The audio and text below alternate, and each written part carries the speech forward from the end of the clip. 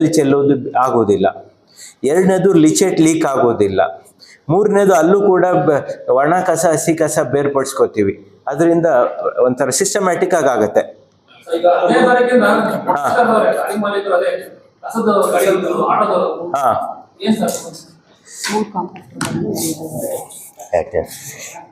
Sir, ಇಲ್ಲಿ ಕಸ ಸಂಗ್ರಹಣೆ ಮತ್ತು ಸಾಗಾಣಿಕೆ ನಮ್ಮ BSW ಮತ್ತು ಕಾಂಟ್ರಾಕ್ಟರ್ ನಡುವೆ ಒಪ್ಪಂದ ಸರ್. ಅದು ಕಸ ಸಂಗ್ರಹಣೆ, ಮನೆಯಿಂದ ಸಂಗ್ರಹಣೆ ಮತ್ತು ಸಾಗಾಟ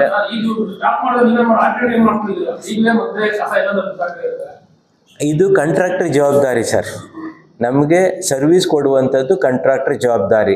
ಅವರು ಸ್ಟ್ರೈಕ್ ಮಾಡಿದರೆ ಬೇರೆ ಆಲ್ಟರ್ನೇಟಿವ್ ಅರೇಂಜ್ ಮಾಡೋದು ಅವರ ಜವಾಬ್ದಾರಿ. ಮತ್ತು ಕಸ ಸಂಗ್ರಹಣೆ ಮತ್ತು ಸಾಗಣೆ ಎಸ್ಮಾ ಕಾಯ್ದೆ ವ್ಯಾಪ್ತಿಗೆ ಬರುತ್ತೆ ಸರ್. ಹಾಗಾಗಿ ಅವ್ರು ಯಾವುದೇ ಸ್ಟ್ರೈಕ್ ಮಾಡಿದ್ರು ಆಲ್ಟರ್ನೇಟಿವ್ ಮಾಡಿಕೊಡುವಂಥದ್ದು ಕಾಂಟ್ರಾಕ್ಟರ್ ಜವಾಬ್ದಾರಿ. ನಾನು ನಮ್ಮ ಚೀಫ್ ಕಮಿಷನರ್ ಜೊತೆ ಡಿಸ್ಕಸ್ ಮಾಡಿ ಕೆಲಸ ಮಾಡಿಲ್ಲ ಅಂದ್ರೆ ಬಿಲ್ ಕೊಡಕ್ಕೆ ಬರೋದಿಲ್ಲಲ್ಲ ಸರ್. ಅದು ಗೊತ್ತಿಲ್ಲ ನನಗೆ, ಅದು ಮಾಹಿತಿ ಇಲ್ಲ, ಕಳೆದು ಹೋಗ್ತಿದೆ. 30 ವರ್ಷಕ್ಕೆ ಬೆಂಗಳೂರಿನ ಕಸ ನಿರ್ವಹಣೆ ಗುತ್ತಿಗೆಯನ್ನ ಕೊಡ್ತೀವಿ ಅಂತ ಲಾಸ್ಟ್ ಟೈಮ್ DC ಹೇಳಿದ್ರು. ಹಾಂ ಸರ್, ಇದೆ ಸರ್. ಫಸ್ಟ್ ಟೈಮ್ ಟೆಂಡರ್ ಕರೆದ್ವಿ, ಯಾರು ಬಿಡ್ ಮಾಡಲಿಲ್ಲ. ಈಗ ಮತ್ತೆ ಲಾಸ್ಟ್ ಮಂತ್ 30ಕ್ಕೆ ಟೆಂಡರ್ ಕರೆದಿದ್ದೀವಿ. ಈಗ ಡೇ ಬಿಫೋರ್ ಎಸ್ಟರ್ಡೇ ಅದು ಪ್ರೀ ಬಿಡ್ ಮೀಟಿಂಗ್ ಆಗಿದೆ ಸರ್.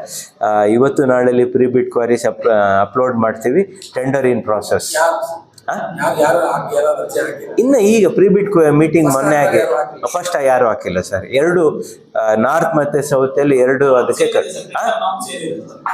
ಟೆಂಡರ್ ನಾಮ್ಸ್ ಏನಂದೆ ಅಂದ್ರೆ ಕಂಪ್ಲೀಟ್ ಅವರು ಎರಡು ಕಸ ತಗೊಂಡು, ಒಣ ಕಸ ಅಥವಾ ಹಸಿ ಕಸ ಎರಡು ತಗೊಂಡು ಬಯೋಮಿಥನೇಷನ್ ಪ್ಲಾಂಟು, ಕಾಂಪೋಸ್ಟಿಂಗು, ಆಮೇಲೆ ವೇಸ್ಟ್ ಟು ಎನರ್ಜಿ ಪ್ಲಾಂಟ್ ಎಲ್ಲ ಮಾಡಬೇಕು. ಅವ್ರದ್ದೇ ಜವಾಬ್ದಾರಿ.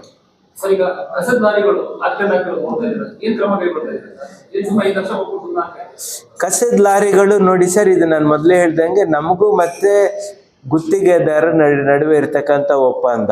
ಅಲ್ಲೇನಾದ್ರು ಒಂದೇ ನಿಮಿಷ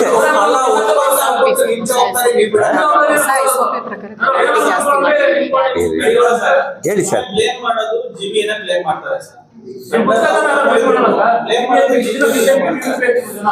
ಅಲ್ಲಲ್ಲ, ಇಲ್ಲಿ ನುಂಚ್ಕೊಳ್ಳೋ ಪ್ರಶ್ನೆನೇ ಇಲ್ಲ ಸರ್. ಒಂದ್ ನಿಮಿಷ. ಅಲ್ಲಲ್ಲ, ಈಗ ನಾನು ಪ್ರತಿನಿತ್ಯ ಬೆಳಿಗ್ಗೆ 5:15 ನಾನು ನಮ್ಮ ಟೀಮ್ ಎಲ್ಲರೂ ವಿಸಿಟ್ ಮಾಡ್ತಾ ಇದ್ದೀವಿ. ಮತ್ತೆ ಎಲ್ಲ ಕಾಂಟ್ರಾಕ್ಟರ್ಗಳಿಗೆ ಇದ್ರ ಬಗ್ಗೆ ಮನವರಿಕೆ ಮಾಡ್ಕೊಡ್ತಿದ್ದೀವಿ. ಒಳ್ಳೆ ಡ್ರೈವರು ಅಂಥವ್ರನ್ನ ಅಪಾಯಿಂಟ್ ಮಾಡ್ಕೊಳ್ಳಿ, ಅವ್ರಿಗೆ ಸ್ವಲ್ಪ ಕೌನ್ಸಿಲಿಂಗ್ ಮಾಡಿ ಅಂತ ಕೇಳ್ಕೊಂಡಿದ್ದೀವಿ. ಅದರಿಂದ ಈ ಥರ ಯಾವುದೇ ಅನಾಹುತ ಅಥವಾ ಅಹಿತಕರ ಘಟನೆ ನಡೆದಂತೆ ಕ್ರಮ ವಹಿಸ್ಬೇಕಂತ ಹೇಳಿ ಅವ್ರಿಗೆ ಎಲ್ಲ ಮನವಿ ಮಾಡಿದ್ದೀನಿ ಸರ್. ಆಮೇಲೆ ಗಾಡಿಗೂ ಇದು ಕಸ ತಗೊಂಡು ಆಟೋ ಆಗಿ ಫುಟ್ಪಾತ್ಗಳ ಮೇಲೆ ನಿಲ್ಲಿಸ್ತಾರೆ. ಆಟೋ ಫುಟ್ಪಾತ್ ಮೇಲೆ ನಿಲ್ಲಿಸ್ತಾರ? ಕಳಿಸಿ ಸರ್. ಟ್ರಾನ್ಸ್ಪೋರ್ಟ್ ಏನ್ ಮಾಡ್ತಾರೆ, ಲಾರಿ ಇರ್ಬೋದು, ಆಟೋ ಇರ್ಬೋದು, ಇದೆಲ್ಲ ಬಹಳ ಸಿಸ್ಟಮ್ಯಾಟಿಕ್ ಆಗಿಲ್ಲ, ಬಹಳ ಸಮಸ್ಯೆ ಕೊಡ್ತಾ ಇದೆ. ಅಟ್ಲೀಸ್ಟ್ ನಿಮ್ಮ ಅಧಿಕಾರಾವಧಿಯಲ್ಲಾದ್ರೂ ಅದಕ್ಕೇನಾದ್ರು ಪರಿಹಾರ ಒದಗಿಸ್ಕೊಳ್ಳುವಂತ ಪ್ರಾಮಾಣಿಕ ಪ್ರಯತ್ನ ಮಾಡ್ತೀರಾ? ನೀವು ಬಸವನಗುಡಿಗೆ ಹೋಗಿ, ನ್ಯಾಷನಲ್ ಕಾಲೇಜ್ ಪಕ್ಕದಲ್ಲಿ ರೋಡಲ್ಲಿ ಸುಮಾರು 10 ರಿಂದ 15 ಗಾಡಿ ನಿಲ್ಸಿರ್ತಾರೆ. ಬಹಳ ಪ್ರೈಮ್ ಏರಿಯಾ. ಬೆಳಿಗ್ಗೆ ಆಫೀಸಿಗೆ ಹೋಗೋರಿಗೆ ಬರೋರಿಗೆಲ್ಲ ಮೂಗು ಮುಚ್ಕೊಂಡು ಓಡಾಡಬೇಕು. ಸ್ಕೂಲ್ ಇದೆ ಅಕ್ಕಪಕ್ಕದಲ್ಲಿ, ಕಾಲೇಜ್ಗಳಿದ್ದಾವೆ. ಕಾಲೇಜ್ ಕ್ಯಾಂಪಸ್ ಒಳಗಡೆ ಎಲ್ಲಾದ್ರೂ ಸ್ಮೆಲ್ ಹೋಗೋದು, ಅದರಿಂದ ಆಗುವಂತ ಎಫೆಕ್ಟ್ಸ್ಗಳೇನೇನು, ಇಂಪ್ಯಾಕ್ಟ್ಗಳೇನೇನು ಜನರ ಮೇಲೆ, ಮಕ್ಕಳು ಪರ್ಟಿಕ್ಯುಲರ್ಲಿ ಮಕ್ಕಳ ಮೇಲೆ. ಸೊ ಇದೆಲ್ಲ ಯಾರು ಗಮನ ಹರಿಸ್ತಾ ಇದೆ? ಯಾರೋ ಬರ್ತಾರೆ, CO ಆಗ್ತಾರೆ, ಹೋಗ್ತಾರೆ, ಇಂಜಿನಿಯರ್ಗಳು ಇರ್ತಾರೆ, EGM ಇರ್ತಾರೆ, GM ಇರ್ತಾರೆ, ಅವ್ರ ಪಾಡಿಗೆ ತಿಂಗಳು ಸಂಬಳ ತಗೊಂತ ನೆಟ್ಟಿಗೆ ನಾವು ಹೇಳೋದನ್ನ ಕೇಳಿಸ್ಕೊಂತಾರೆ, ಬೆಲ್ ಮೇಲೆ ಧೂಳು ಹರಿಸ್ಕೊಂಡು ಮನೆಗೆ ಹೋಗ್ತಾ ಇರ್ತಾರೆ. ಇದಕ್ಕೊಂದು ಪರಿಹಾರ ಅಂತ ಬೇಕಲ್ಲ ಸರ್ ಬೆಂಗಳೂರಲ್ಲಿ? ನೋಡಿ ಸರ್, ನಾನು ಮೊದಲೇ ಹೇಳಿದೆ, ನಮ್ಮಲ್ಲಿ 4 ಜನ DGM ಇದ್ದಾರೆ. ಒಂದ್ ನಿಮಿಷ, 28 ಜನ AGM ಇದ್ದಾರೆ. ಪ್ರತಿಯೊಬ್ಬರು ಬೆಳಿಗ್ಗೆ 6:30 ಮಸ್ಟಿಂಗ್ ಸೆಂಟರ್ಗೆ ಒಂದಲ್ಲ ಒಂದು ವಾರ್ಡ್ಗೆ ವಿಸಿಟ್ ಮಾಡ್ತಾ ಇದ್ದಾರೆ. 28 + 4 + ನಾನು ಹೋಗ್ತಿದ್ದೀನಿ. ಕನಿಷ್ಠ 32 ಜನ 33 ಜನ ಪ್ರತಿ ದಿವಸ ಮಸ್ಟ್ರಿಂಗ್ ಹೋಗಿ ನೀವು ಹೇಳ್ದಂಗೆ ಈ ಥರ ಪ್ರಾಬ್ಲಮ್ಮು, ಎಲ್ಲಿ ಸಮಸ್ಯೆ ಇದೆ, ಎಲ್ಲಿ ಬ್ಲಾಕ್ ಸ್ಪಾಟ್ ಇದೆ, ವಿಸಿಟ್ ಮಾಡ್ತಾ ಇದ್ದಾರೆ. ನಾವ್ ಹೇಳ್ದಂಗೆ ಒಂದೇ ದಿವಸದಲ್ಲಿ ಕಸ ಸಮಸ್ಯೆ ಮುಗ್ದೋಗುತ್ತೆ ಅಂತ ಹೇಳಕ್ಕಾಗಲ್ಲ ಬ್ರದರ್.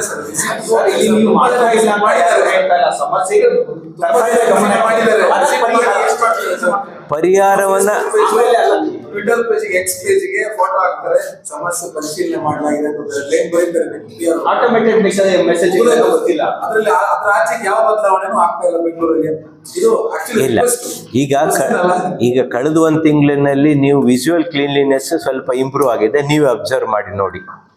ಎಲ್ಲ ನಮ್ಮ ಗುತ್ತಿಗೆದಾರರು contractors they are doing good job since 1 month ಎಲ್ಲಿ ಮಾಡ್ತಾ ಇದ್ದಾರೆ. ನೀವು ಎಲ್ಲ ಟೀಮ್ ಎಫರ್ಟ್.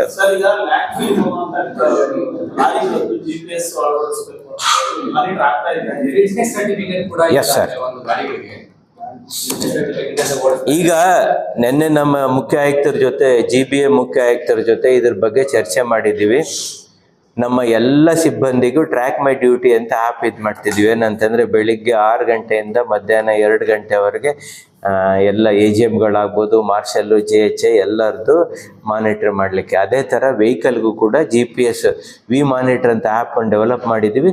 ಎಲ್ಲ ವೆಹಿಕಲ್ಗೆ GPS ಫಿಟ್ ಮಾಡ್ತೀವಿ, ವಿ ಮಾನಿಟರ್ ಮಾಡ್ತೀವಿ. ಇಲ್ಲ, ಮಾಡ್ತಾ ಇದ್ದೀವಿ ಸರ್.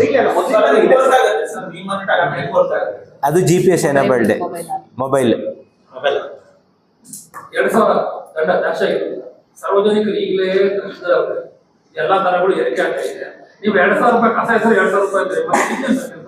ಅಲ್ಲ ಸರ್, ಈಗ ನಮ್ಮ ಜನ ಪ್ರತಿದಿನ ಅವ್ರ ಮನೆ ಬಾಗಿಲ್ಗೆ ಹೋಗ್ತೀರ, ಆ ಕಸ ಕೊಡದೆ ನೀವು ಹೊರಗಡೆ ಎಸೆದ್ರೆ ಅದು ನೀವೇ ಹೇಳ್ತಿದ್ದೀರಿ ಇಷ್ಟೆಲ್ಲ ಗಲೀಜಿದೆ, ತೊಂದರೆ ಇದೆ ಅಂತ. ಫಸ್ಟ್ ಸಾರಿ 500 ರೂಪಾಯಿ ಆಗ್ತಾ ಇದ್ದೀವಿ.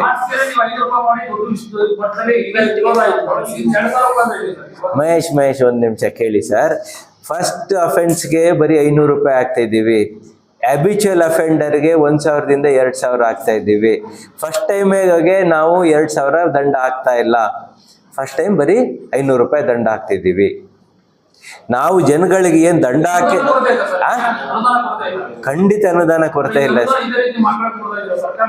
ಇಷ್ಟು ಹಿಂಗ್ ದಂಡ ಹಾಕ್ಬಿಟ್ರೆ ನೋಡಿ, ನಮಗೆ ಈ ವಾರ್ಷಿಕವಾಗಿ ಸುಮಾರು ನಮ್ಮ ಬರೀ ಕಸ ಸಂಗ್ರಹ ಸಾಗಾಣಿಕೆಗೇನೆ ಒಂದು 600 ಕೋಟಿ ಆಗುತ್ತೆ. 600-700 ಕೋಟಿ ಆಗುತ್ತೆ. ನೀವು ದಂಡ ಹಾಕೋದು ಬರೀ 1 ಕೋಟಿ ಬರ್ಬೋದು ಸರ್. ದಂಡ ಏನು, 1% ಇಲ್ಲ. ಈಗ ಒಂದು 3 ಕೋಟಿ ಅಷ್ಟೇ ಕಲೆಕ್ಟ್ ಮಾಡಿದ್ವಿ. ಈಗ ಬರ್ನಿಂಗ್ ಮಾಡ್ತಾ ಇದ್ದಾರೆ ಒಂದಷ್ಟು ಕಡೆ ಕಸ ಡಂಪ್ ಮಾಡೋ ಜಾಗ ತಗೊಂಡೋಗಿ ಒಂದು ಖಾಲಿ ಸ್ಪೇಸ್ಗಳನ್ನು ಹೋಗ್ಬಿಟ್ಟು ಬರ್ನಿಂಗ್ ಮಾಡ್ತಾರೆ. ಇದು ಸಾಕಷ್ಟು ಸೋಷಿಯಲ್ ಮೀಡಿಯಾಗಳಲ್ಲಿ BJP ಟ್ವೀಟ್ ಮಾಡ್ತಾ ಇದ್ದಾರೆ ಜನ ಪ್ರತಿದಿನ. ಅದಕ್ಕೆ ನಾವು ಕ್ರಮ ತಗೋತೀವಿ. ನಿಮ್ಮ ಮೂಲಕ ಜನಗಳಲ್ಲಿ ಮನವಿ ಮಾಡ್ತೀನಿ, ದಯಮಾಡಿ ರಸ್ತೆಯಲ್ಲಿ ಕಸ ಎಸೆಬೇಡಿ, ಕಸನ ಸುಡಬೇಡಿ. ಕಸನ ಹಸಿ ಕಸ ಮತ್ತು ಒಣ ಕಸವಾಗಿ ಬೇರ್ಪಡಿಸಿ ನಮ್ಮ ಆಟೋ ಟಿಪ್ಪರ್ ಬಂದಾಗ ಅವ್ರಿಗೆ ಕೊಡಿ. ಬೆಂಗಳೂರನ್ನ ಸ್ವಚ್ಛವಾಗಿ ಇಡ್ಲಿಕ್ಕೆ ಸಹಕರಿಸಿ ಅಂತ. ಎಷ್ಟು ಲ್ಯಾಂಡ್ ಫಿಲ್ಗಳು ಎಷ್ಟು ಟೈಮ್ ಹಾಕಲಿಕ್ಕೆ ಅವಕಾಶಗಳಿದೆ? ಹೊಸ ಲ್ಯಾಂಡ್ ಫಿಲ್ ಏನೋ ಹುಡುಕೋದು ಚಿಂತನೆ ಇದೆಯಾ? ಈಗ ಅಲ್ಲಲ್ಲ, ಈಗ ಕನ್ನಳ್ಳಿಯಲ್ಲಿ ಸದ್ಯಕ್ಕೆ ಕಣ್ಣೂರಲ್ಲಿ ಕಸ ಹಾಕ್ತಾ ಇದ್ದೀವಿ. ಈಗ ನಾವು ಹೇಳ್ದಂಗೆ 2 ಕಡೆ ಬೆಂಗಳೂರು ನಾರ್ತ್ ಒಂದು ಭಾಗದಲ್ಲಿ ಮತ್ತು ಸೌತ್ ಇದರಲ್ಲಿ 100 ಎಕರೆ ಜಾಗವನ್ನು ಅಲ್ಲಿ ಇಂಟಿಗ್ರೇಟೆಡ್ ಸಾಲಿಡ್ ವೇಸ್ಟ್ ಏನು ಟೆಂಡರ್ ಕರೆದಿದ್ವಿ ಅದು. ಆದರೆ ಈ ಲ್ಯಾಂಡ್ ಫಿಲ್ಗೆ ಯಾವುದೇ ಕಸ ಹೋಗೋದಿಲ್ಲ. ಸರ್, ಒಂದು ಎಕ್ಸ್ಪ್ಲೈನ್ ಮಾಡಿ ಸರ್. 30 ಇಯರ್ಸಿಗೆ ಹೆಂಗೆ ಅಂತ ಬಹಳ ಗೊಂದಲ ಇದೆ. ಅದು ರಾಜಕೀಯ ಬೇರೆ ವಿಚಾರ, but administrative point of view 30 ಇಯರ್ಸಿಗೆ ನೀವು ಹೆಂಗೆ ಅದನ್ನು ಕೊಡ್ತಾ ಇದ್ದೀರಿ? ಏನು ರೂಲ್ಸ್ ಅಂತ ಕಂಡೀಷನ್ಸ್ ಇಟ್ಟಿದ್ದೀರಿ? ಒಂದೇ ಕಂಪ್ನಿಗೆ 30 ವರ್ಷನ ಅಥವಾ ವರ್ಷ ಏನಾದರೂ ರಿನ್ಯೂವಲ್ ಆಗುತ್ತಾ? ಇಲ್ಲ, ಯಾರು ಈಗ ನೋಡಿ ಅಲ್ಲಿ ಯಾಕೆ 30 ವರ್ಷ ಸರ್ ಇದು ಅದನ್ನು 30 ವರ್ಷ ಗುತ್ತಿಗೆ ಕೊಡ್ತಿದ್ದೀವಿ ಅಂತಂದರೆ ಅಲ್ಲಿ ಇನ್ವೆಸ್ಟ್ಮೆಂಟ್ ತುಂಬ ಇದೆ. ಒಂದು ಬಯೋಮಿಥನೇಷನ್ ಪ್ಲಾಂಟ್ ಹಾಕಬೇಕು, ಕಾಂಪೋಸ್ಟ್ ಮಾಡಬೇಕು, ವೇಸ್ಟ್ ಎನರ್ಜಿ, ಪವರ್ ಜನ್ರೇಷನ್, ಅವ್ರಿಗೆ ಕ್ಯಾಪಿಟಲ್ ಇನ್ವೆಸ್ಟ್ಮೆಂಟ್ ತುಂಬ ಇದೆ. ಯಾವುದೇ ಕಂಪನಿ ಆಗಲಿ ಕಾಂಟ್ರಾಕ್ಟರ್ ಆಗಲಿ ಅವ್ರಿಗೆ ರಿಟರ್ನ್ ಆನ್ ಇನ್ವೆಸ್ಟ್ಮೆಂಟ್ ಇಲ್ಲ ಅಂದರೆ ಬರುವುದಿಲ್ಲ. ಹಾಗಾಗಿ 30 ಇಯರ್ಸ್ ಪ್ಯಾಕೇಜ್ ಮಾಡಿರುವಂಥದ್ದು. ಅದು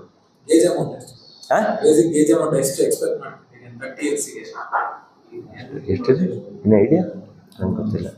ಮಾಹಿತಿ ಇಲ್ಲ ಸರ್. ನಾನು ಈಗ ನಾವು ಟೆಂಡರ್ ಕರೆದಿದ್ವಿ, ಅದು ನಾನು ಈಗ ಬಂದಿರೋ ಚೆಕ್ ಮಾಡಿ ಹೇಳ್ತೀನಿ. ಎಷ್ಟು ನಾವು ಟಿಫಿನ್ ಫೀ ಕೊಡೋದು ಅವರೇ ಇನ್ವೆಸ್ಟ್ಮೆಂಟ್ ಪೂರ್ತಿ ಕಾಂಟ್ರಾಕ್ಟರ್ ಇದೆ, ಕನ್ಸೆಷನರ್ ಕಾಂಟ್ರಾಕ್ಟ್ ಅದು. ನಾವು ಟಿಪ್ಪಿಂಗ್ ಫೀ ಕೊಡ್ತೀವಿ. ಟಿಪ್ಪಿಂಗ್ ಫೀ ಅದು ರೇಷಿಯೋ ಇದೆ 50 ಪ್ರತಿ ವರ್ಷ. ಸದ್ಯಕ್ಕೆ ಲ್ಯಾಂಡ್ ಫಿಲ್ ಮಾಡ್ತಾ ಇರೋದು ಕಣ್ಣೂರಲ್ಲೇ, ಬೇರೆ ಎಲ್ಲೂ ಇಲ್ಲ. ಎಷ್ಟು ಟೈಮ್ ಫಿಲ್ ಮಾಡ್ಬೋದು ಸರ್? ನಾವು ಹಸಿ ಕಸ ಒಣ ಕಸ ಬೇರ್ಪಡಿಸಿಲ್ಲ ಅಂತಂದ್ರೆ ಜಾಸ್ತಿ ದಿವಸ ಲ್ಯಾಂಡ್ ಫಿಲ್ ಬರುವುದಿಲ್ಲ. ಸಾರ್ವಜನಿಕರು ಹಸಿ ಕಸ ಒಣ ಕಸನ ಬೇರ್ಪಡಿಸಿದ್ರೆ ನಾವು ಅದನ್ನ ಇನ್ನೂ 1-2 ವರ್ಷ ಮಾಡ್ಬೋದೇನೋ. ಈಗ ಬೇರ್ಪಡಿಸಿಲ್ಲ ಅಂತಂದ್ರೆ ಬಹಳ ಕಷ್ಟ ಆಗತ್ತೆ, ಲ್ಯಾಂಡ್ ಫಿಲ್ ಇರುವುದಿಲ್ಲ. Thank you.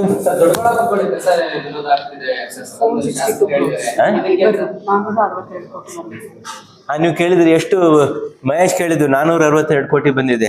ದೊಡ್ಡಬಳ್ಳಾಪುರದ್ದು ಏನು ಪ್ರಾಬ್ಲಮ್ ಈಗ